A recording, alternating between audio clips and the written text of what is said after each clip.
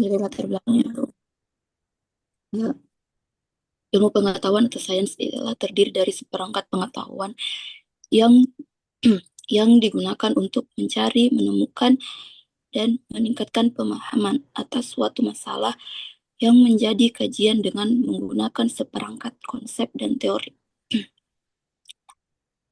Dan dengan menggunakan seperangkat metode ilmiah yang objektif, kemudian metodologis, sistematik, dan universal.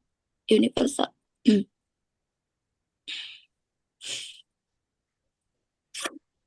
Maka dari itu, sebuah ilmu pengetahuan secara hakiki harus dapat dijelaskan tentang apa yang menjadi objek kajiannya, yaitu ontologi, kemudian bagaimana ilmu pengetahuan itu terbentuk, dan apa yang membentuk batang tubuhnya, atau epistemologi.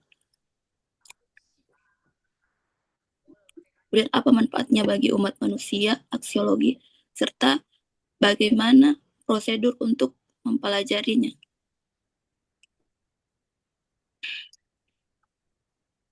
Di filsafat ilmu pengetahuan mempelajari dan mempertanyakan secara sistematis mengenai hakikat ilmu pengetahuan yang berhubungan dengan masalah-masalah filosofis yang terdapat pada ilmu untuk mencapai pengetahuan yang ilmiah. Jadi ilmu itu bukan hanya sekedar pengetahuan atau knowledge, tetapi merangkum sekumpulan pengetahuan berdasarkan teori-teori yang disepakati dan secara sistematik diuji dengan seperangkat metode yang diakui dalam bidang ilmu tertentu. Kemudian dipandang dari sudut filsafat, ilmu itu terbentuk karena manusia berusaha berpikir lebih jauh mengenai pengetahuan yang dimilikinya. Seperti yang kita ketahui bahwa ilmu pengetahuan adalah produk dari epistemologi, dengan kata lain, ilmu terbentuk dari 3 cabang filsafat, yakni ontologi, epistemologi, dan aksiologi. Jika ketiga cabang itu terpenuhi, maka dapat diakui sebagai ilmu.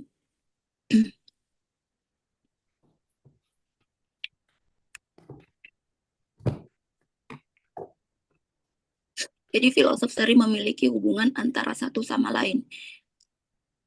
Ia pernah jatuh dalam beberapa kasus karena dianggap memberontak dari sistem yang sudah mapan.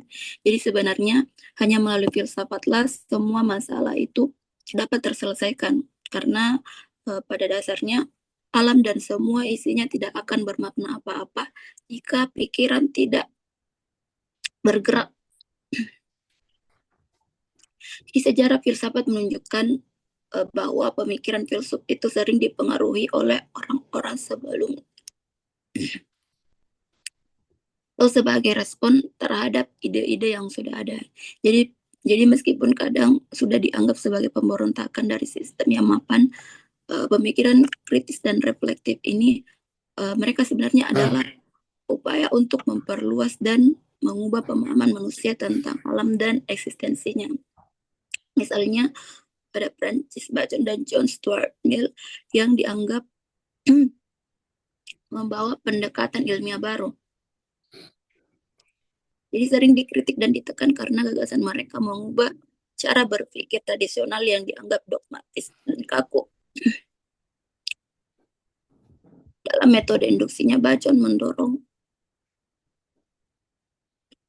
penghapusan pendekatan skolastik yang lebih terfokus pada deduksi daripada pengamatan langsung. Selain itu, Mill menggunakan logika induksi sebagai dasar untuk menemukan hubungan kausal atau yang biasa disebut dengan hubungan sebab akibat dalam dunia yang kompleks ini. Adapun rumusan masalah yang diangkat dari paparan latar belakang tadi ialah bagaimana pemikiran Francis Bacon terkait metode induksi dan eksperimen, kemudian bagaimana John Stuart Mill mengembangkan logika induksi dan cara kerja induksi. 3. Apa relevansi teori kedua tokoh terhadap metode ilmiah modern? Kita masuk pada bab pembahasan. Itu Francis Bacon dan metode induksi eksperimen. Adapun biografi Francis Bacon, yaitu lahir pada tanggal 22 Januari 1561 di Istana York, London. Bacon ini memiliki ayah seorang pejabat tinggi di kerajaan Inggris pada usia 12 tahun.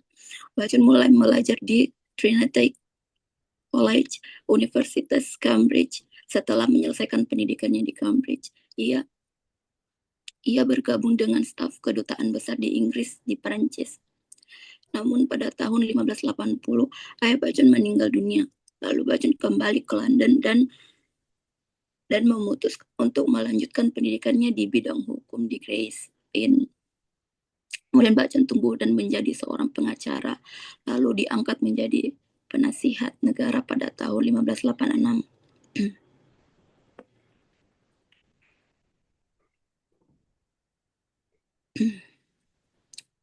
Di balik berjuta prestasi yang telah diciptakan oleh seorang Bacon, Bacon menderita sakit parah yang membuat dia wafat pada tanggal 9 April 1626 di kota kelahirannya, yaitu London.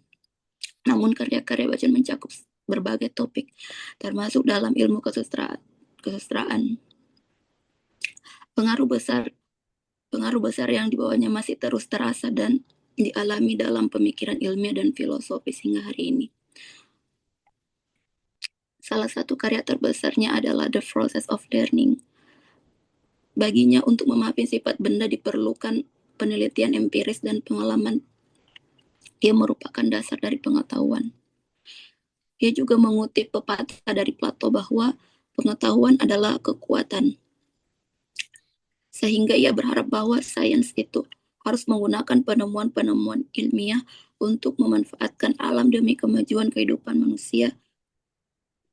Dan seluruh filosofisnya praktis, yaitu melalui penemuan-penemuan ilmiah menempatkan manusia dalam kendali kekuatan alam.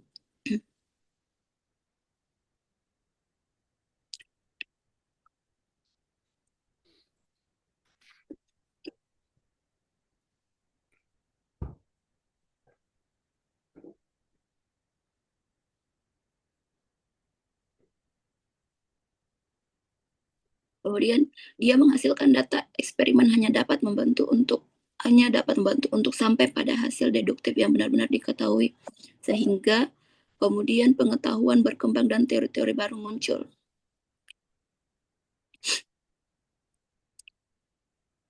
Metodologis harus diganti dengan induksi modern. Ia akhirnya memperoleh kebenaran ilmiah yang konkret, praktis, dan logis.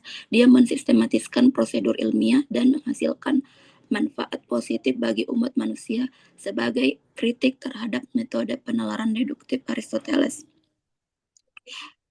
Bacon berhasil menyebarkan metode induksinya sendiri sehingga Bacon dikenal sebagai bapak filsafat modern.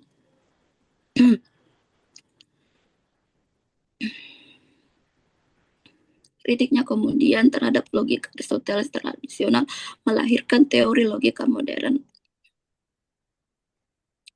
Pengaruh induksi yang telah ia bawa secara garis besar diperkenalkan saat bernyanyi. Francis Bacon dapat memberikan donasi yang krusial pada metode berpikir yang menggantikan kesimpulan pada singgasananya. Ia mengatakan bahwa penggunaan metodologi deduktif yang berlebihan dalam jangka panjang akan menyebabkan kematian sains. Jadi dia mengatakan bahwa dia tidak mampu menaklukkan untuk membantu manusia bertahan hidup jika hanya mengandalkan logika deduktif. Dengan demikian, tidak akan ada penemuan baru karena nalar akan kembali menjadi nalar.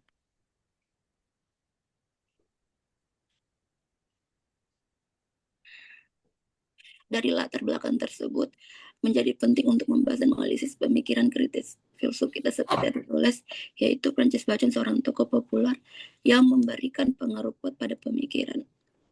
Selanjutnya,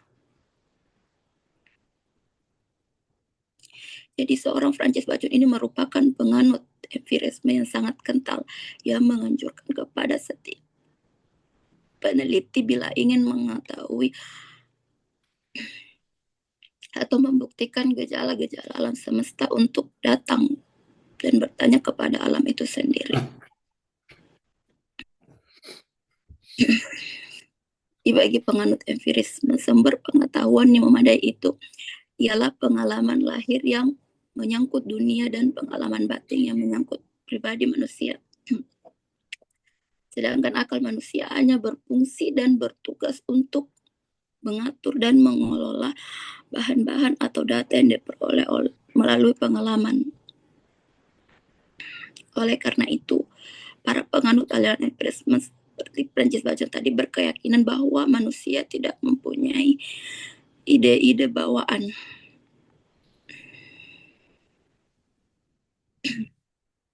Jadi metode induksi ini tidak bisa dilepaskan dari persoalan empirisme, yaitu suatu aliran yang menjadikan pengalaman dan panca indera sebagai sumber pengetahuan.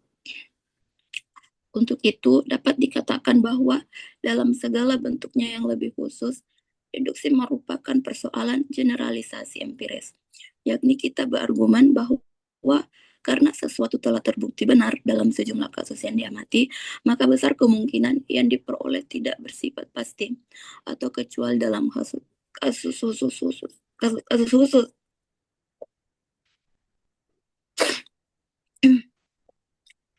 Tapi bisa menjadi sangat besar kemungkinan dan seluruh prediksi rasional kita mengenai masa depan tergantung pada referensi ini.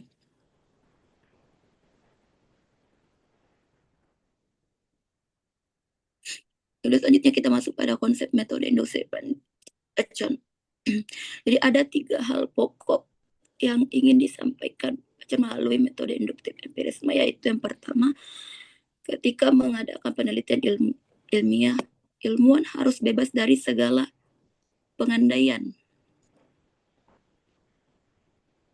Jadi dalam kajian kesusastraan kita harus bebas dari segala macam spekulasi awal yang dapat memperdaya kita dalam mengamati objek kajian yang berupa karya sastra. Dan segala macam teori atau segala macam anggapan, dugaan dan pikiran tentang objek penelitian harus dibuang jauh-jauh.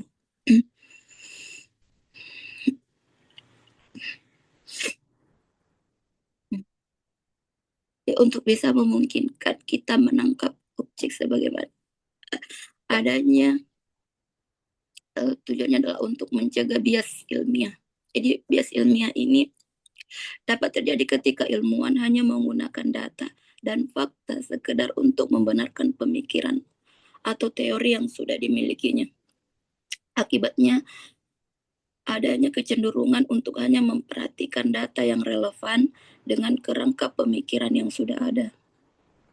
Namun sebaliknya tidak akan menghiraukan fakta dan data yang bertentangan dengan kerangka pemikiran yang ada. Sehingga kesimpulan yang diperoleh memang sah, tetapi akan menyebabkan kekeliruan. Kedua, sebisa mungkin memperhatikan data dan fakta yang bertentangan satu sama lain. Karena banyaknya kesalahan dalam ilmu pengetahuan terjadi karena manusia cenderung mempertahankan pendapat awalnya yang mengabaikan fakta yang tidak sesuai. Jadi sikap ini menurut Bacon merupakan bentuk pengaruh idola-idola, yaitu yang disebut idola-idola di sini ialah sumber kekeliruan berpikir yang menghalangi manusia untuk mencapai pengetahuan ilmiah yang benar. Jadi dapat dikatakan bahwa ia hanya mendorong manusia untuk mencari pembenaran, tapi bukan pembenaran. Yang ketiga, setelah mengamati objek sebagaimana adanya dan mengumpulkan data serta fakta tentang objek itu, kemudian data dan fakta tersebut hendaklah dievaluasi, diklasifikasi, dirumuskan, dan disimpulkan sesuai dengan kemampuan yang dimiliki oleh ilmuwan itu.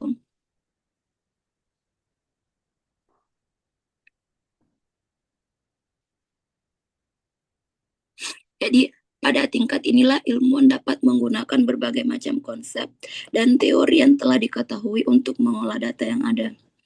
Pada tingkatan inilah akal dan budi serta pengamatan indrawi saling menunjang untuk memperoleh kesimpulan yang dapat diandalkan. Beda lagi halnya dengan 3 konsep utama dalam metode induksi Francis Bacon yang paling dikenal dan dianggap inti dari kerangka metode ilmiahnya, yaitu tabel kehadiran atau table of presence. Jadi konsep pertama ini di mana Bacon menyusun daftar kondisi fenomena tertentu selalu muncul. Tujuannya ialah untuk mengamati pola umum dan menemukan faktor-faktor yang selalu hadir bersama fenomena tersebut. Yang kedua, tabel ketidakhadiran atau table of absence. Konsep kedua ini ialah mencatat keadaan-keadaan yang mirip dengan tabel kehadiran. Namun fenomena tersebut tidak muncul. Jadi dengan membandingkan dua tabel ini, ilmuwan dapat mengeliminasi faktor yang tidak relevan atau sudah dapat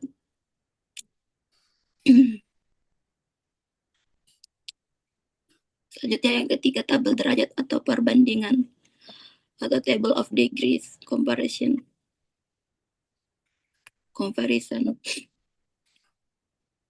Konsep ketiga ini ialah mencatat perubahan intensitas fenomena. Jadi tujuannya untuk melihat bagaimana fenomena berubah sehingga kita bisa menemukan hukum atau bentuk penyebabnya. Ya, adapun manfaat metode induksi dari Francis Bacon ini ialah ada dua. Jadi ada dua inti manfaat dari metode induksi yang dibenarkan oleh Bacon ini ialah yang pertama, dengan metode ini ilmuwan benar-benar lihat kenyataan secara objektif dan bukan kenyataan sebagaimana dilihat dari kacamata ilmuwan. Selain itu, dalam hal ini kenyataan tidak dipaksakan untuk cocok dengan apa yang telah dipikirkan oleh ilmuwan, sehingga dapat dikatakan bahwa metode induksi gaya Bacon ini berguna untuk memungkinkan ilmuwan sampai pada kebenaran yang objektif. Kemudian yang kedua, dalam kaitannya dengan itu, kegiatan ilmiah tidak jatuh menjadi ideologi. Di pola pikir dan cara kerja ideologi selalu cenderung membenarkan ideologi yang sudah ada, yaitu rumusan-rumusan baku yang dianggap benar dengan sendirinya. Dan yang karena itu semua macam hal dipaksakan untuk membenarkan keluhuran ideologi itu.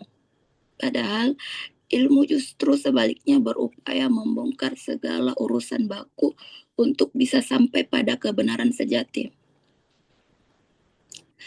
Hal ini berarti bahwa kegiatan ilmiah itu bukan lagi bertujuan mencari fakta dan data yang membenarkan ide, konsep, atau teori yang sudah ada, tetapi dia mengungkap kenyataan sebagaimana adanya, termasuk kenyataan yang tidak sesuai dengan apa yang telah dipikirkan.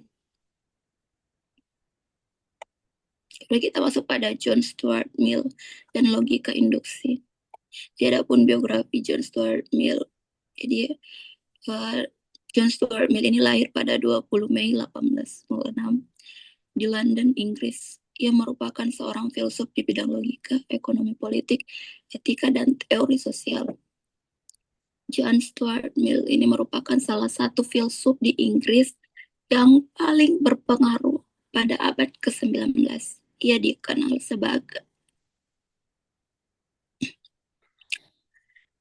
sebagai pemikir multidisipliner yang berusaha untuk selalu mengintegrasikan empirisme ilmiah logika induksi dalam satu kerangka.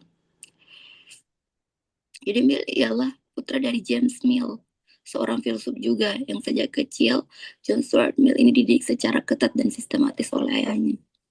Bahkan bisa dikatakan riwayat dari pendidikan Mill ini tergolong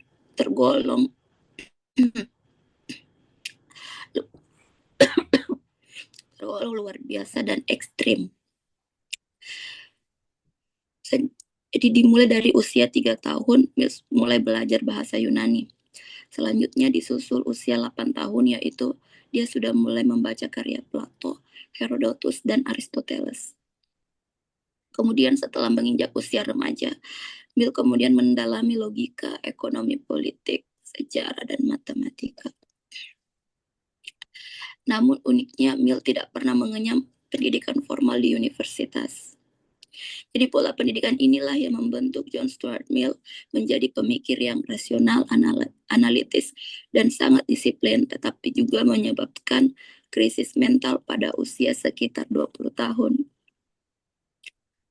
Kemudian krisis inilah yang mendorongnya menyeimbangkan rasionalitas dengan emosi, seni, dan dimensi kemanusiaan. Pada tahun 1843, John Stuart Mill kemudian mempertemukan sistem induksi dengan sistem deduksi. Setiap pangkal pikir besar di dalam deduksi memerlukan induksi. Dan sebaliknya, induksi memerlukan deduksi bagi penyusunan pikiran mengenai hasil-hasil eksperimen dan penyelidikan. Masuk pada bagian metode pengembangan logika induksi John Stuart Mill. Jadi John Stuart Mill ini merumuskan metode induksi dengan body yang kokoh di tangannya sendiri. Tugas utama logika yang tidak hanya terbatas dalam ilmu-ilmu alam, tetapi juga dalam ilmu-ilmu sosial dan psikologi. Ia juga mempunyai tempat yang serius. Ia mengakui bahwa silogisme deduktif untuk pembenaran proses induksi sebagai aksentuasi. Diajukan metode kerja induksi. Jadi Mill berpikir bahwa satu-satunya penalaran induktif yang masuk akal ialah penalaran induktif logika itu sendiri. Mill mengembangkan teori mengenai logika induksi yang berlandaskan pada empirisme, yaitu pandangan bahwa pengetahuan diperoleh melalui pengalaman dan pengamatan terhadap fakta-fakta yang nyata. Menurut Mill, penalaran induktif sangat penting dalam ilmu pengetahuan karena akan memungkinkan manusia menarik kesimpulan umum dan peristiwa-peristiwa khusus.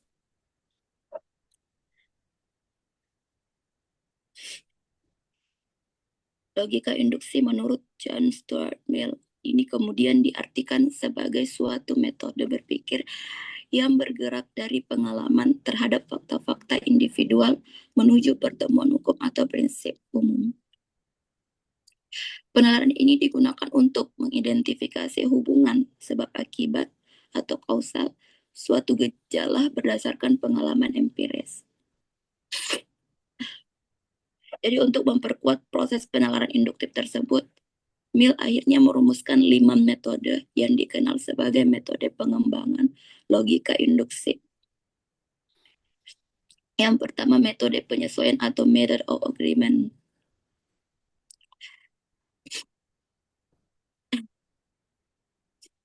Metode ini menyatakan bahwa apabila beberapa peristiwa yang berbeda memiliki satu faktor yang sama, maka faktor tersebut dapat dianggap sebagai penyebab terjadinya peristiwa tersebut. Metode ini menekankan kesamaan unsur dalam berbagai kejadian sebagai dasar-dasar penentuan sebab. Selanjutnya metode yang kedua adalah metode perbedaan atau method of difference. Metode ini digunakan dengan cara membandingkan dua keadaan yang hampir sama, tetapi menghasilkan akibat yang berbeda karena adanya satu faktor tertentu. Di faktor yang membedakan kedua keadaan tersebut dianggap sebagai penyebab terjadinya perbedaan akibat. Yang ketiga, metode gabungan persesuaian dan perbedaan. Jadi metode ini adalah penggabungan antara dua metode sebelumnya. Metode ini digunakan untuk memperoleh kesimpulan yang lebih kuat mengenai hubungan sebab akibat yang membandingkan keadaan yang memunculkan suatu gejala dan keadaan yang tidak memunculkannya. Yang keempat, metode sisa atau method of residue.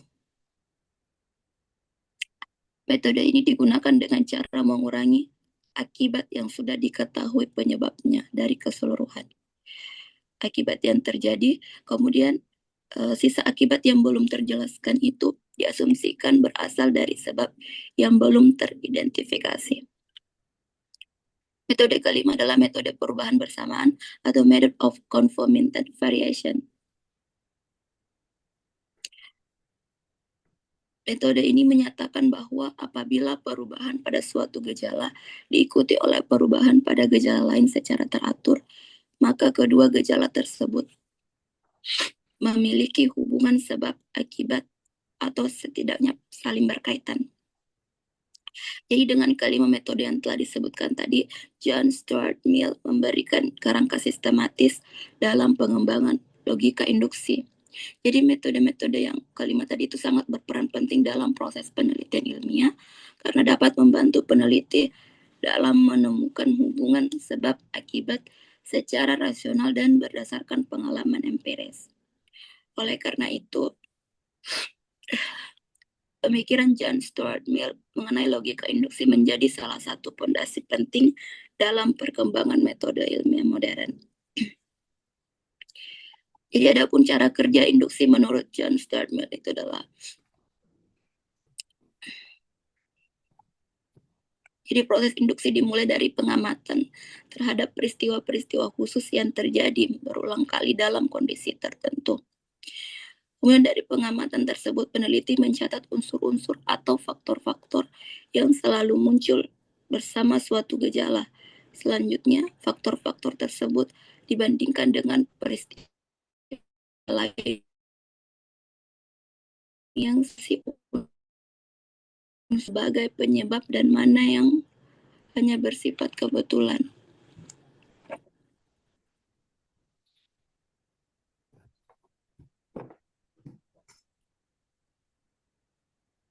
Dengan cara kerja tersebut, induksi menurut John Stuart Mill berfungsi sebagai dasar utama dalam pengembangan ilmu pengetahuan. Jadi induksi di sini memungkinkan untuk manusia memahami hukum-hukum alam sosial berdasarkan pengalaman yang nyata, serta membangun pengetahuan yang logis, sistematis, dan dapat dipertanggungjawabkan secara ilmiah. Jadi pada bagian relevansi teori induksi, Francis Bacon dan John Stuart Mill terhadap kedua tokoh ini ialah teori induksi yang dikembangkan oleh Francis Bacon dan John Stuart Mill memiliki kontribusi yang sangat penting dalam membentuk metode ilmiah modern, terkhususnya dalam menegaskan peran pengalaman empiris dan penalaran induktif sebagai dasar pengetahuan ilmiah yang meletakkan fondasi awal metode ilmiah modern melalui penekanannya, yaitu pada observasi yang sistematis dan eksperimen yang terkontrol. Jadi konsep induksi ini menolak spekulasi metafisis yang tidak berbasis pengalaman dan mengusulkan prosedur bertahap dari fakta-fakta partikular menuju generalisasi. Gagasannya tentang idola-idola atau bias kognitif juga relevan dalam metodologi ilmiah modern sebagai kesadaran akan subjektivitas peneliti dan pentingnya objektivitas dalam pengumpulan data itu sendiri. Sementara itu, John Stuart Mill menyempurnakan pendekatan induktif Bacon dengan merumuskan metode analitis yang lebih formal dan operasional. Seperti yang telah disebutkan tadi, dia merumuskan 5 metode yang berfungsi sebagai kerangka logis untuk mengidentifikasi hubungan kausal atau sebab akibat dalam fenomena empiris. Prinsip-prinsip ini masih digunakan secara implisit dalam penelitian modern, seperti desain eksperimen, studi komparatif, dan analisis variabel dalam ilmu sosial maupun ilmu alam. Jadi dalam metode ilmiah modern, relevansi kedua tokoh ini tampak pada tahapan utama penelitian, yaitu observasi, perumusan hipotesis, pengujian empiris, dan penarikan kesimpulan. Bacon berkontribusi pada aspek prosedural dan sikap ilmiah. Sedangkan Mill berkontribusi pada aspek logika analisis kausal, yaitu hubungan sebab akibat. Meskipun industri klasik mereka telah dikritik, misalnya oleh Karl Popper, yang menolak induksi sebagai dasar verifikasi kerangka induktif Bacon dan Mill, namun tetap menjadi fondasi praktis dalam proses penemuan ilmiah atau context of discovery.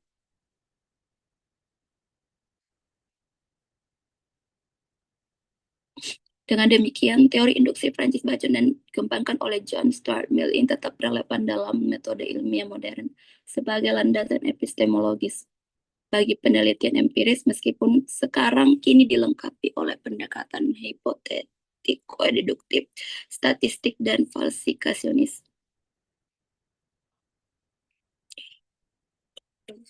Setelah memperkenalkan pembahasan, maka sampailah kita pada kesimpulan. Itu berdasarkan pembahasan mengenai kerangka dasar teori keilmuan Francis Bacon dan John Stuart Mill ini, dapat disimpulkan bahwa metode induksi merupakan fondasi penting dalam perkembangan epistemologi ilmu pengetahuan modern. Ia meletakkan dasar metodologis ilmu melalui penekanan pada pengalaman empiris, observasi sistematis, dan eksperimen sebagai jalan utama memperoleh pengetahuan yang sahih.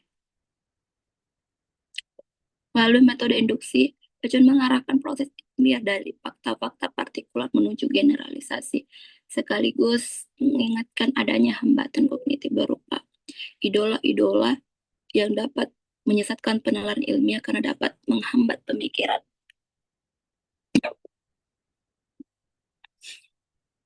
Dan hadirnya John Stuart Mill ini kemudian mengembangkan gagasan induksi tersebut dalam kerangka logika yang lebih sistematis dan operasional.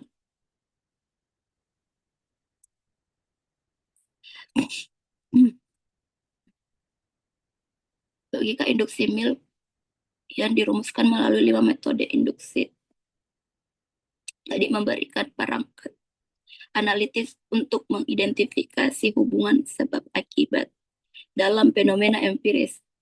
Dengan demikian, Mill tidak hanya memperkuat dasar epistemologis induksi, tapi juga menjadikannya lebih aplikatif dalam praktik penelitian ilmiah, terkhususnya dalam analisis kausalitas atau hubungan sebab akibat. Cara kerja induksi seperti yang telah dipaparkan tadi, bahwa sebagaimana dipahami dari pemikiran kedua tokoh ini menunjukkan bahwa pengetahuan ilmiah tidak lahir secara spekulatif, melainkan melalui proses bertahap, mulai dari pengamatan, kemudian pengumpulan data, perbandingan fakta, dan penarikan kesimpulan umum. Proses inilah yang menjadikan pentingnya keterbukaan terhadap koreksi dan pengujian ulang dalam ilmu pengetahuan. Relevansi pemikiran Francis Bacon dan John Stuart Mill ini masih terasa kuat dalam metode ilmiah modern. Meskipun pendekatan industri klasik telah dilengkapi dan dikritik oleh teori-teori yang lain, namun demikian kontribusi Bacon dan Mill dapat dipahami sebagai fondasi historis dan metodologis yang menopang perkembangan pengetahuan hingga saat ini. Baik, mungkin itulah hasil dari pemaparan makalah pada kali ini dengan judul Kerangka Metode Ilmiah dari Francis Bacon dan John Stuart Mill.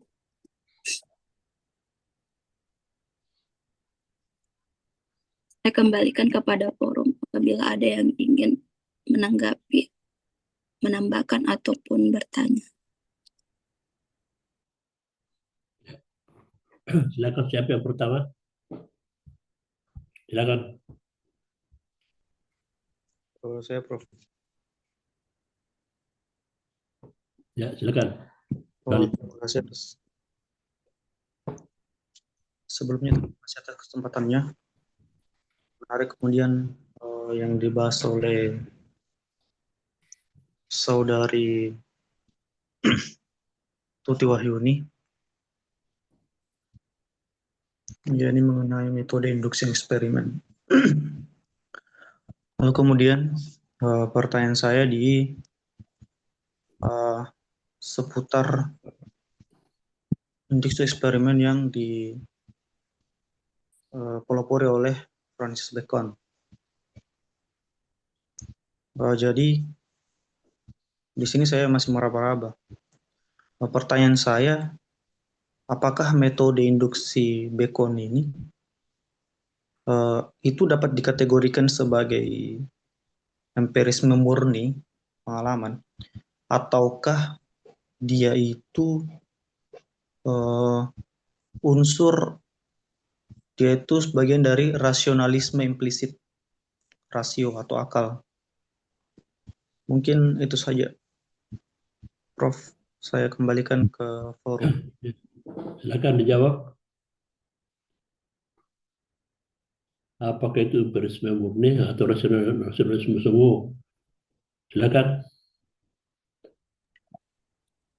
Baik. Jadi pertanyaannya tadi, apakah metode induksi dari Francis Bacon ini empiris murni seperti itu. Jadi bisa dikatakan bahwa ketika kita mengeluarkan persepsi metode induksi Francis Bacon ini tidak terdapat kekeliruan, atau mungkin lebih harusnya tidak, kurang tepat lah jika dikategorikan sebagai empirisme murni. Itu dikarenakan karena dalamnya terdapat unsur rasionalisme yang bersifat implisit. Jadi implisit itu adalah sesuatu yang tidak dinyatakan secara langsung.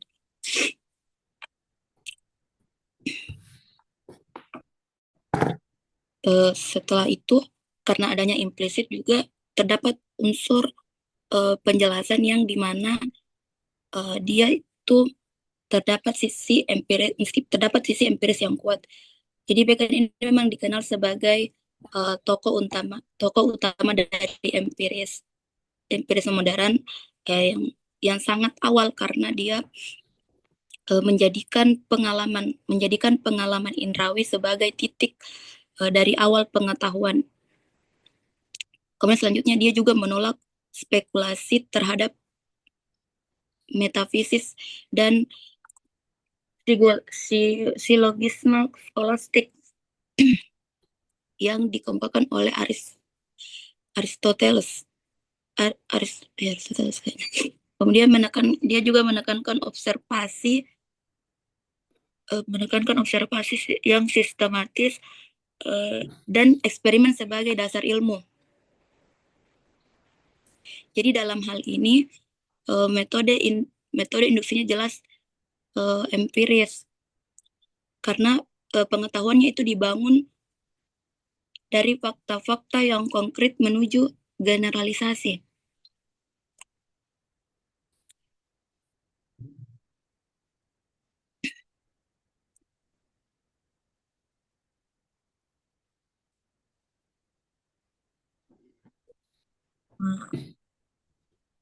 Coba ada respon balik, Bu Talib. Oh, berarti dari pandangan pemateri ini dia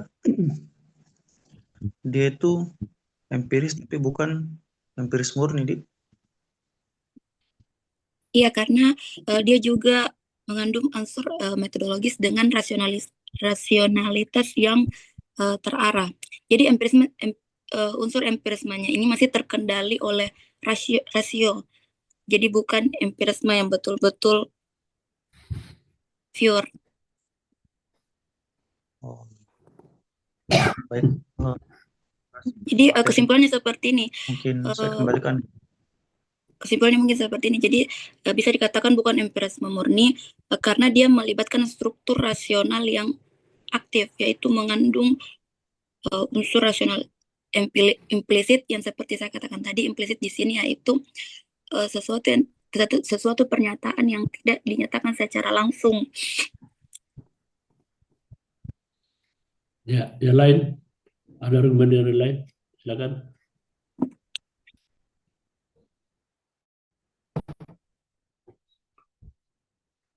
Farid, mana Farid? Coba dibuka layarnya Farid. Ada argumen yang lain?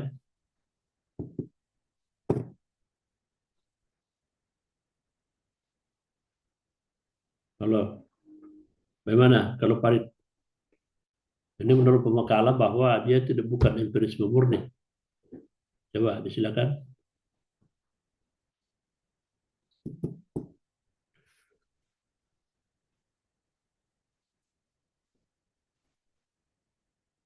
Ada suaranya, Farid. Tidak ada. Ya, Prof. Ya, ampun, Prof. Saya juga masih belum terlalu paham terkait metode induksinya Bacon dengan John Stuart Mill ini. Eh, Justru saya ingin mempertanyakan bagaimana implementasi metode induksi ini dalam penelitian sejarah. Ya, silakan pembekala. Bagaimana implementasi induksi dalam penelitian sejarah?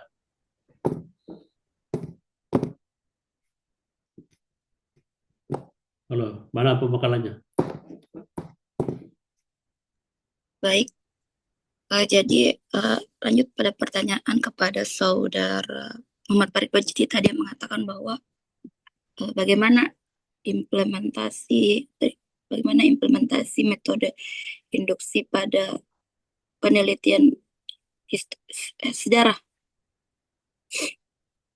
Jadi implementasi metode induksi dalam penelitian sejarah itu dilakukan dengan cara bergerak dari fakta-fakta historis yang partikular menuju kesimpulan umum tentang pola, kemudian adanya kecenderungan atau hubungan kasual tadi yang dijelaskan atau sebab akibat dalam suatu peristiwa sejarah itu sendiri.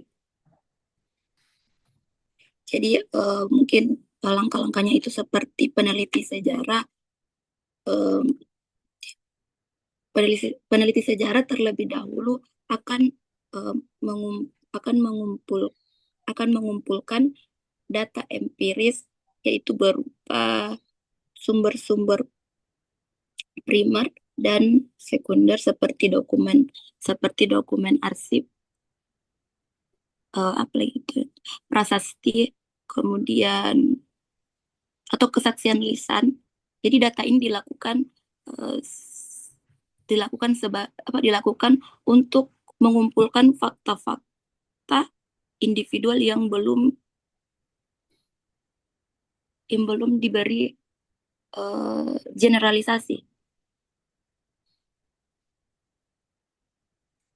Jadi setelah dikumpulkan fakta-fakta tersebut, selanjutnya fakta-fakta itu akan dikritik dan diverifikasi.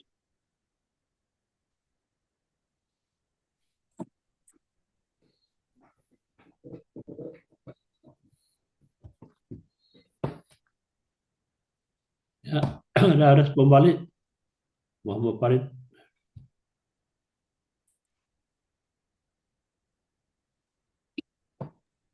Ya, Prof.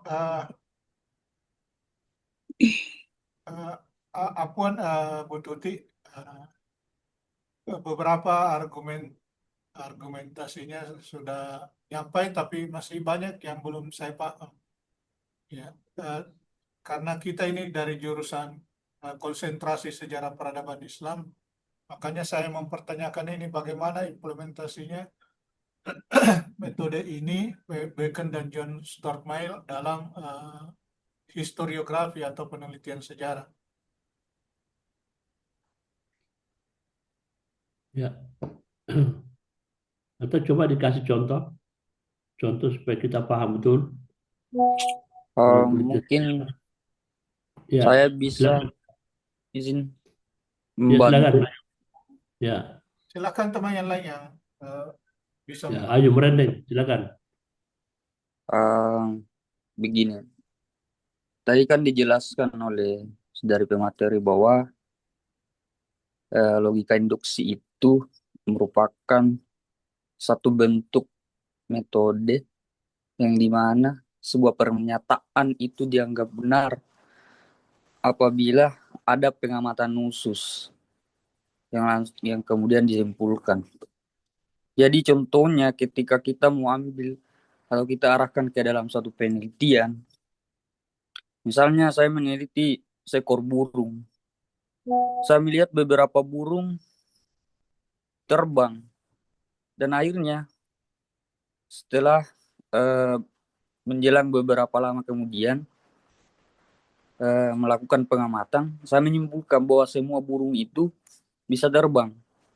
Nah, seperti itulah generalisasi atau logika induksi. Mungkin sekian saya kembalikan. Terima kasih. Nah, kalau dalam bidang sejarah bagaimana?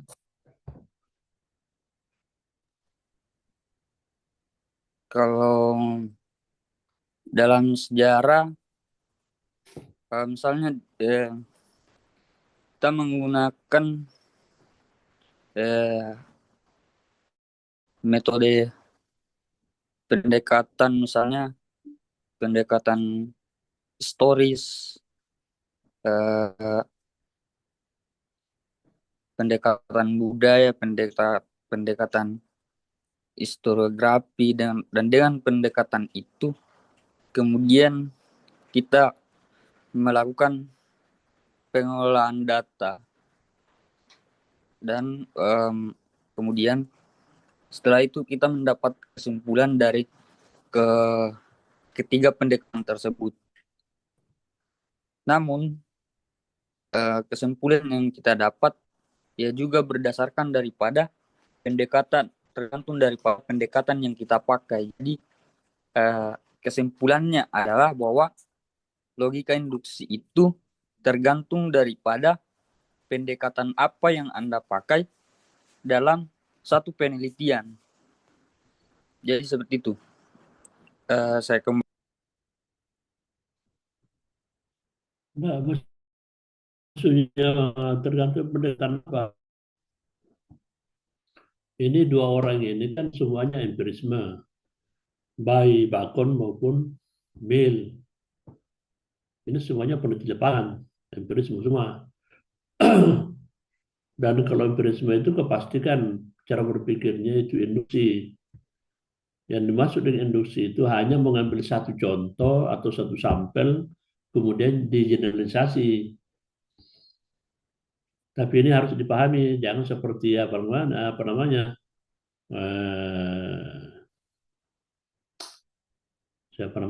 seperti Karl Raymond Popper. Dia juga empirisme berangkat dari suatu field cell peneliti lapangan, tetapi falsifikasinya itu menjangkau angsa yang akan datang. Itu makanya saya itu tidak menerima itu kalau itu. Karena generalisasi itu adalah generalisasi dalam pengertian populasi. Nah, itu.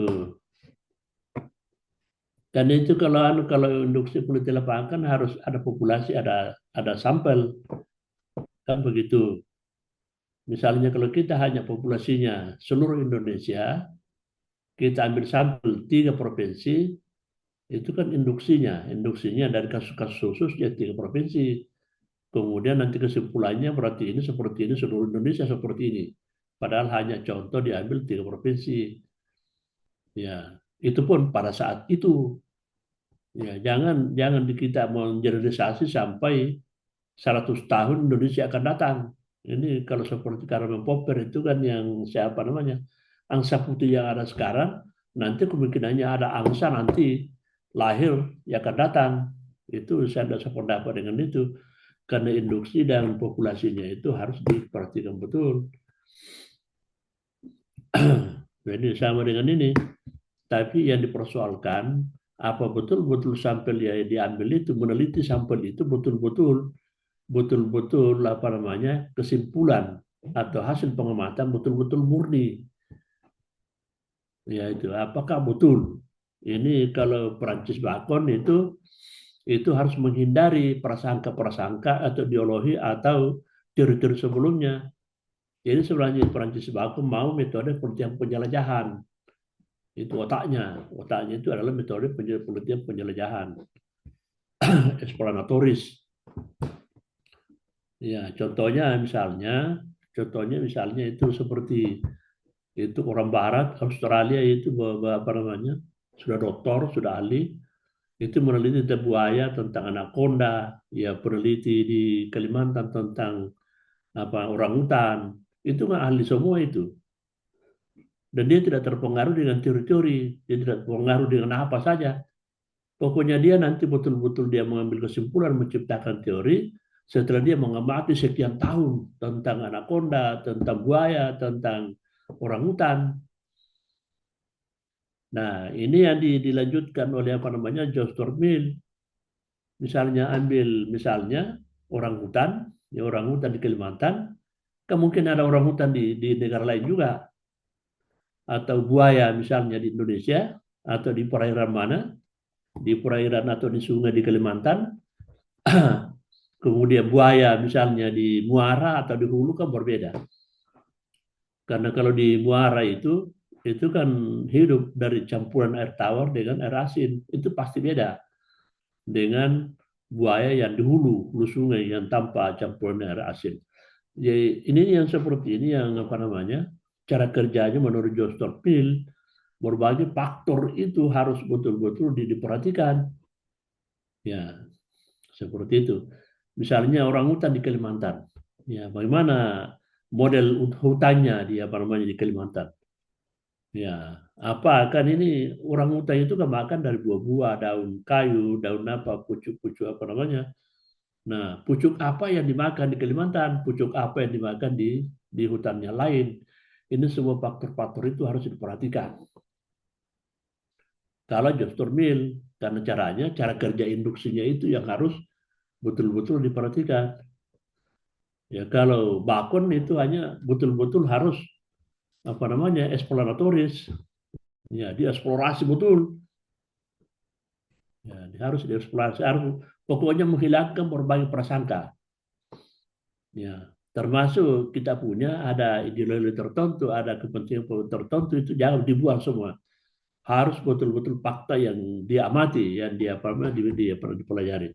Jadi sebenarnya John Stuart Mill itu hanya mengembangkan teorinya bakon. Ya, karena ini bakon adalah induksi, ambil sampel, tetapi cara kerja logika induksi itu bagaimana menurut John Stuart Mill. Di situ perbedaannya kedua ini. Ya, misalnya kalau diimplementasi dalam contoh sejarah misalnya, ini ya maaf ya saja, selalu saya apa namanya dan saya andalkan betul.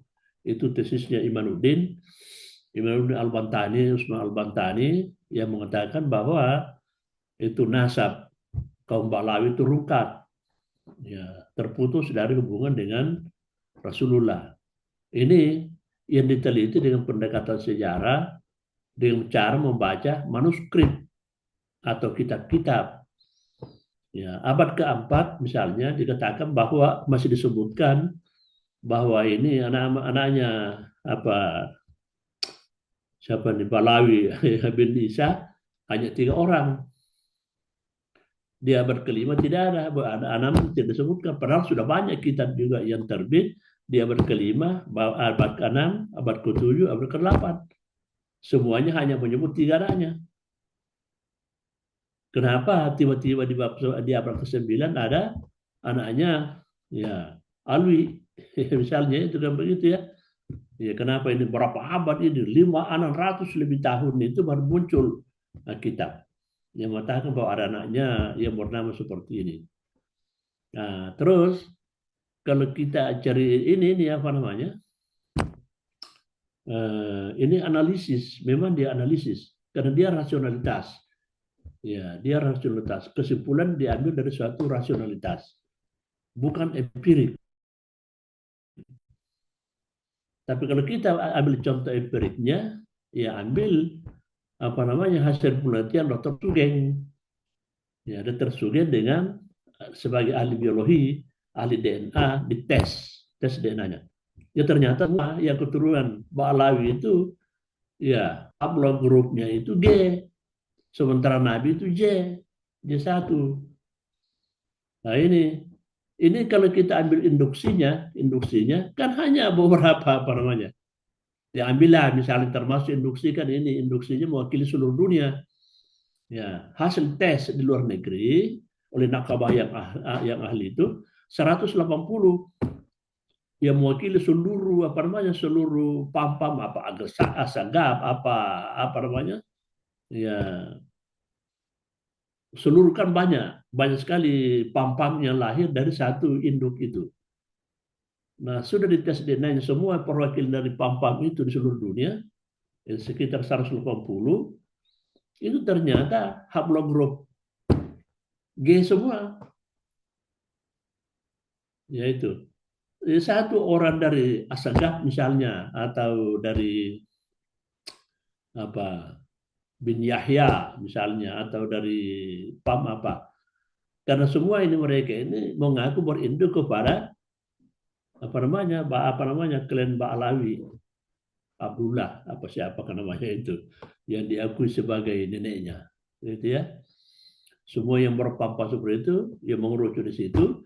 Jadi hanya satu orang dari setiap apa namanya, setiap PAM itu, setiap gen itu, setiap PAM, satu generasi, jalur generasi, diambil darahnya, kemudian dites DNA, semuanya G semua, haplogrup G semua. Ini contoh induksi, tetapi menurut John Stuart Mill, ya, itu harus diperhatikan beberapa faktor lain.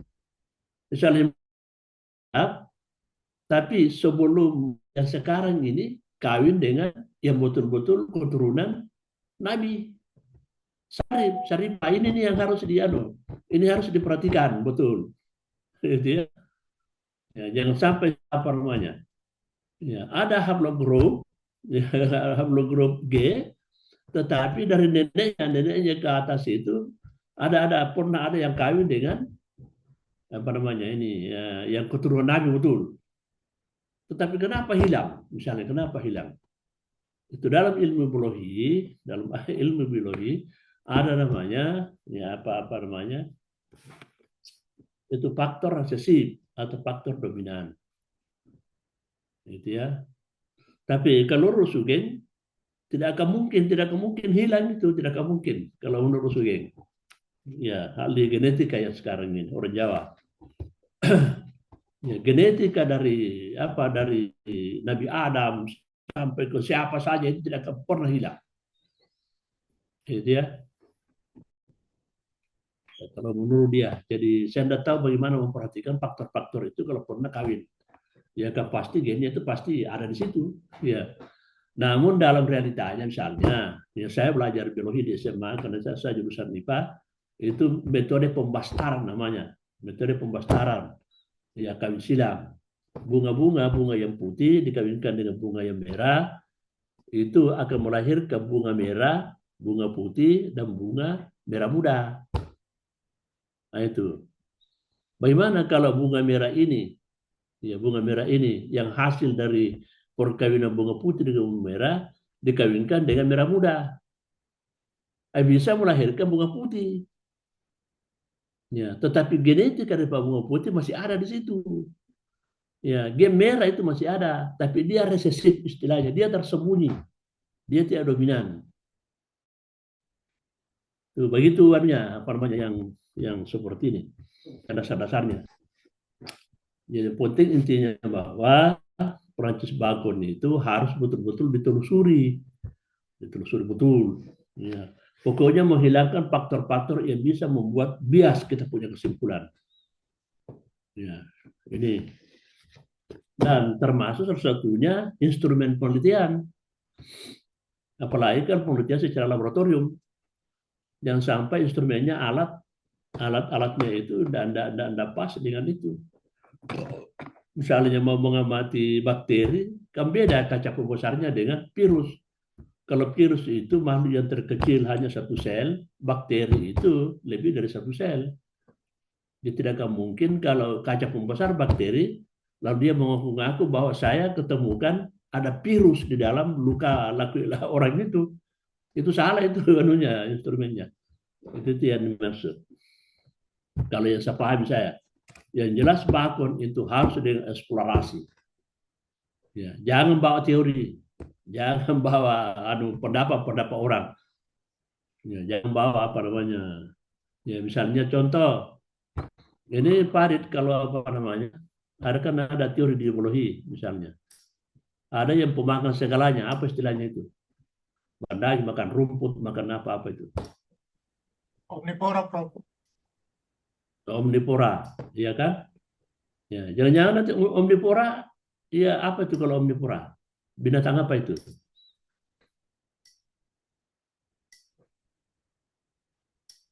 Seperti binatang apa kira yang omnivora?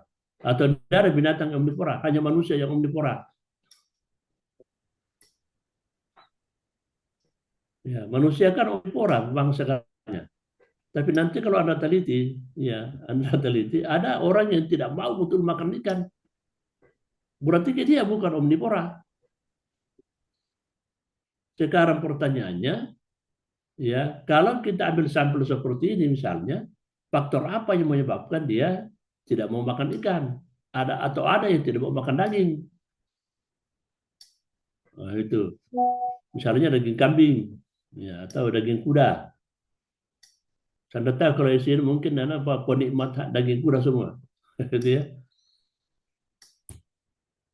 Kalau saya sih biasa makan kuda karena saya KKN 2 bulan di Jeneponto, jadi ya Gantala, karena Prof. kepala Gantala. desa, ibu desa makan kuda, ya. Bagaimana? Gantala, Prof. Ya, gantala jarang, gitu ya. Dan ada yang lebih hebat dari gantala itu. Ada. Yang anunya itu, yang anu yang katanya dimasak baru dimakan itu untuk laki-laki, wah kuat sekali itu. Gitu. Ya, ini yang seperti ada penguculan-penguculan kita dapatkan dalam suatu memilih sampel. Makanya saya katakan ketika kita memilih field research, karena field research itu di bab 4 itu wajib hukumnya mengungkap fakta. Nah, kalau kita meneliti dan mengungkap fakta, kan sesuatunya sumber data itu dari fakta. Ya, dan penelitian lapangan sumbernya adalah fakta, dan fakta itu harus memilih sampel. Ya, kalau kan ini intinya metode penelitian, ya metode penelitian itu mempermudah, mempersingkat, mempergampang, gitu ya. Jadi kalau Anda meneliti populasi di Sulawesi Selatan, baru Anda mau teliti semua negara Sulawesi Selatan, berarti Anda bukan tidak tahu meteorologi itu tidak tahu meteorologi. Ya, jadi meteorologi itu hanya mempergampang, mempersingkat, mempermurah. Kalau Anda teliti semua agama misalnya di selatan, ketimbang dengan hanya memilih 3 misalnya, itu kan mempersingkat, mempermudah, mempermurah. Tapi harus betul-betul kesimpulannya, konklusinya hampir sama dengan kalau Anda teliti semuanya. Ini sebenarnya. Ini nih kalau meteorologi. Ya, makanya saya bantah mati-matian itu kalau ada mahasiswa yang menggabungkan antara field research dengan library. Dia meneliti pustaka, meneliti juga lapangan. Justru itu memperlama, memperberat. Itu salah satu saja itu sudah berat. Apa field research atau library. Saya kira inti ajarannya ini tidak terlalu apa namanya, tidak terlalu susah. Tapi nanti kalau bikin tesis tidak se ekstrim ini, ya tidak se ekstrim ini yang kita tuntut kepada mahasiswa, gitu ya. Mana tadi itu pemakalan mengatakan bahwa peletak dasar daripada empirisme induksi itu adalah Francis Bacon, bukan. Ya, peletak dasar daripada empirisme itu adalah Auguste Comte, gitu ya. Itu yang pertama, Auguste Comte. Dia tidak mau menerima kalau hanya library, dia hanya harus empirisme lapangan. Nanti karena lapangan itu harus memilih sampel, maka ini sampel ini yang dikritisi oleh Francis Bacon. Ya, sampelnya itu yang dimaksud sampel itu. Ya, sampel itu harus betul-betul penelitian eksplorasi. Jangan membawa teori, jangan membawa pikiran-pikiran orang ahli apa. Ya, jangan sampai peneliti itu terjebak dengan pikiran orang lain. Ini pemakalan tadi saya pertanyakan, karena ada unsur rasionalismenya. Yang dimaksud di sini pertimbangan rasionalitas sebelum mengambil kesimpulan dari sampel empirisme induksi. Itu yang dimaksud, yang digunakan. Jangan terjebak dengan pendapat orang lain, pendapat ahli. Ya, karena kalau sudah menjadi apa namanya, sudah menjadi satu teori yang tercetak seperti itu kan data sekunder, berarti dia rasionalitas. Tetapi ketika kita mengambil kesimpulan berdasarkan fakta, betul-betul berdasarkan fakta induksi, itu kan melalui proses nalar baru kita ambil kesimpulan. Bagaimana kita menyimpulkan kalau tidak menggunakan rasio? Itu kan yang dimaksud. Tapi jangan terjebak dengan rasio orang lain. Ya, Anda harus betul-betul menggunakan rasio akalnya untuk menyimpulkan berdasarkan fakta empirik dari sampel yang Anda teliti. Itu yang dimaksud. Kalau peneliti, bagaimana menyimpulkan sesuatu kalau tidak menggunakan rasio? Itu mustahil itu.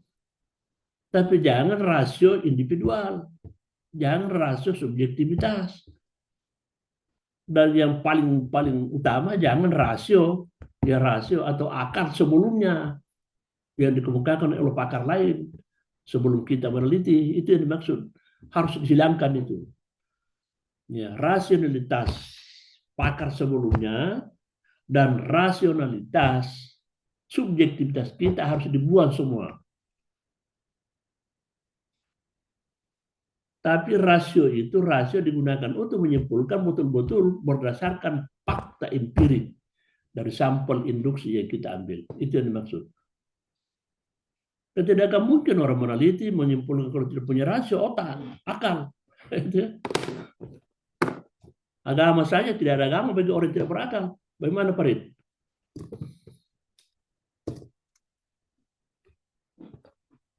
Jadi itu harus betul-betul dipisahkan itu.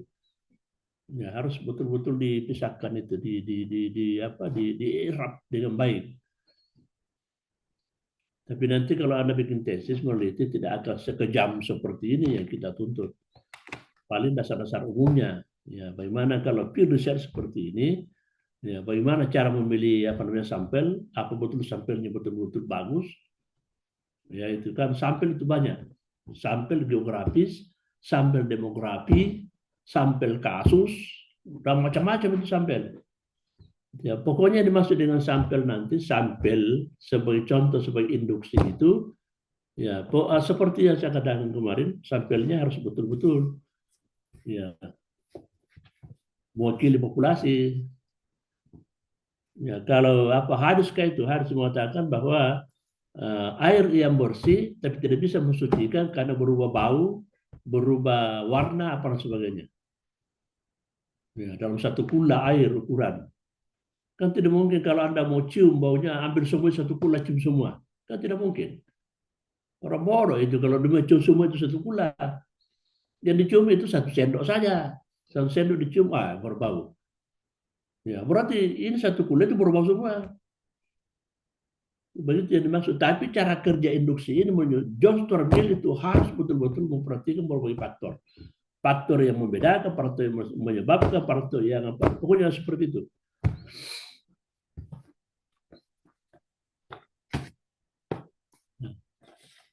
Setelah ini siapa yang mau berargumen? Silakan. Kalau ada yang mau berargumen, silakan. Tentang ini supaya kita paham betul.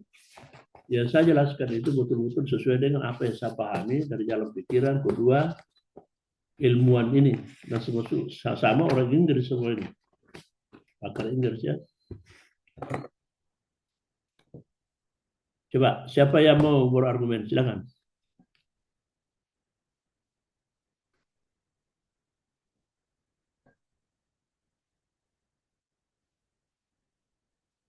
Jadi kalau saya nanti misalnya membimbing atau menguji, kalau field research Anda pilih harus cara berpikir induktif. Karena berangkat dari kasus khusus, makanya di situ harus ada sampel. Yang saya tuntut nanti apakah sampel itu betul-betul merupakan sampel yang bisa dijadikan dasar untuk mengambil satu konklusi. Itu. Jadi jangan sembarangan ambil sampel. Itu yang saya tuntut nanti kalau membimbing atau menguji apa namanya. Termasuk apa cocok ini? Judul Anda, permasalahan Anda, apa betul-betul bisa dengan peer research atau hanya dengan library. Itu kalau judul menentukan. Arahan judul itu menentukan, oh udah boleh library ini. Harus peer research. Ya, misalnya contoh. Apa contoh? Contohnya harus print lapangan betul. Ya, misalnya kata-kata pengaruh. Itu kalau ada kata pengaruh itu harus riset, harus lapangan, gitu ya. Pengaruh, pengambil alihan, pengaruh pengambilan konsesi tambahan terhadap guncangnya NU. Nah, ini harus meneliti lapangan. Sebelum diambil NU mengambil konsesi tambang dari Jokowi, aman-aman itu NU. Nanti setelah diserahi konsesi tambang baru pecah sekarang, muncul betul. Ya. Gitu. Nah, ini apa betul-betul ini harus ada ada hubungan sebab akibatnya. Karena contoh lain Muhammadiyah mengambil juga konsesi tambang, tidak pecah, tidak guncang.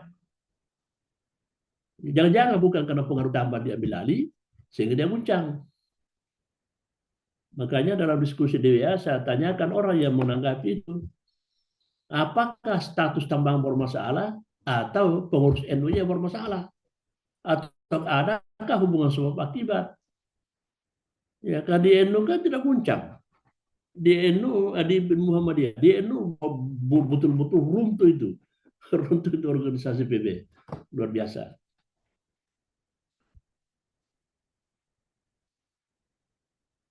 Ya, mungkin saja ada hubungan sebab akibat. Tetapi faktor apa? Ya, kalau Jos Turmil, ada faktor apa yang lain itu yang menyebabkan. Karena Muhammadiyah dia tidak. Ini yang harus apa namanya?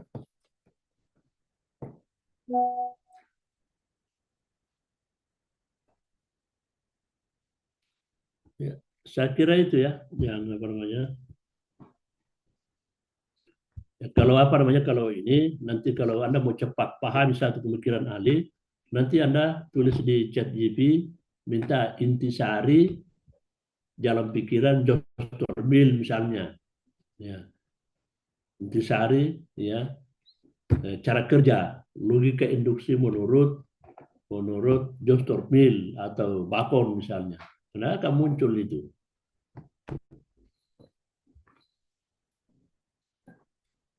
Ya, saya kira itu ya. Kalau tidak ada yang berargumen, ini lagi berapa kali nih, Farid? Ya, Prof. Lagi 3 kali ya? Ya, Prof. Ya.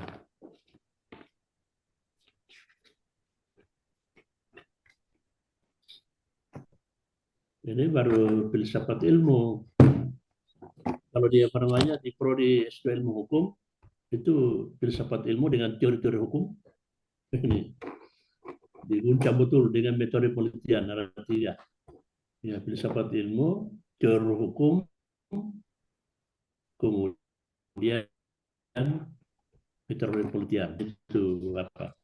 Kalau di sini tidak ada mempelajari khusus teori. Ini semua konsentrasi apa ini? Sejarah peradaban Sejarah Islam. ya. Sejarah peradaban Islam. Ya, seharusnya ada teori-teori juga di sini. Pelajari teori supaya kita kitanya dengan filsafat ilmu. Ini RPS yang dikasih Nasir Siola kan terlalu banyak ke Islamnya. Ya, makanya yang tema-tema setelah saya masuk itu, ya saya kasih tema yang betul-betul filsafat ilmu. Ya, nanti Anda lah yang Islamkan itu. Apa yang kita diskusikan Anda Islamkan kalau mau Islamkan. Kalau Anda anggap bahwa itu kurang Islam, Ya, Islamkanlah. Ya, pikirannya apa, siapa namanya, John Stuart Mill, kalau kurang Islamnya, ya Islamkanlah. Ya, ya, atau Francis Bacon kurang Islam, nanti Anda semua yang Islamkan. Karena saya tidak tahu apa sesuai dengan Islam atau tidak. Ya, yang saya tahu seperti jalan pikirannya seperti itu. Gitu ya.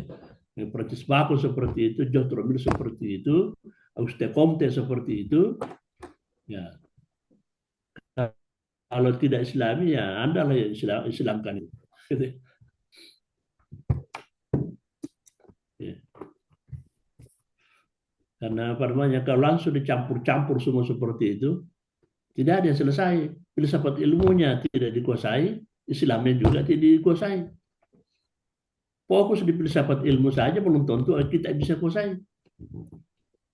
Ya, itu makanya saya seperti itu modelnya. Sekalipun mungkin ada orang mengatakan, ya Prof. Marili mengatakan seperti itu karena tidak tahu hukum Islam. Dia tidak bisa mencampurkan itu. Banyak juga yang kritik saya. Wah, ini pemilah membimbing, menguji konsentrasi hukum Islam, membimbing, menguji. Gitu kan? Sebelah saya tidak tahu. Ya, karena sudah lebih 10 tahun saya tolak itu hukum Islam, tetap dikasih. Saya berkali-kali sampaikan kepada mereka, jangan kasih saya hukum Islam. Ya, tetap saya tidak tahu kenapa selalu dikasih. Ya, tetapi kalau masih membacakan makalah tentang jurisprudensi, tentang putusan-putusan Mahkamah Agung, tentang undang-undang yang dilibatkan itu, ya saya gocam betul, karena bidang saya.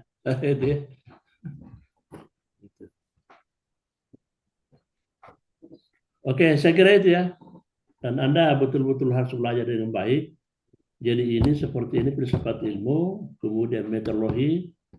Ini betul-betul ini metodologi di UIN itu, aduh, rapuh betul. Ini saya mengajar metodologi S3. Saya sampaikan ini, Anda tidak akan bisa bicara dokter dengan baik kalau metodologinya begini. Hancur betul.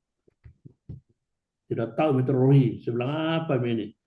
Padahal kekuatan keilmuan seseorang itu di penguasaan metodologi. Ya. Dan jangan lupa, metodologi itu sendiri adalah ilmu pengetahuan. Karena hanya metodologi menemukan ilmu pengetahuan. Makanya banyak pakar mengatakan metodologi ada ilmu itu sendiri. Itu. Pokoknya kapan rapuh metodologinya, jangan harap Anda memiliki kualitas pengetahuan.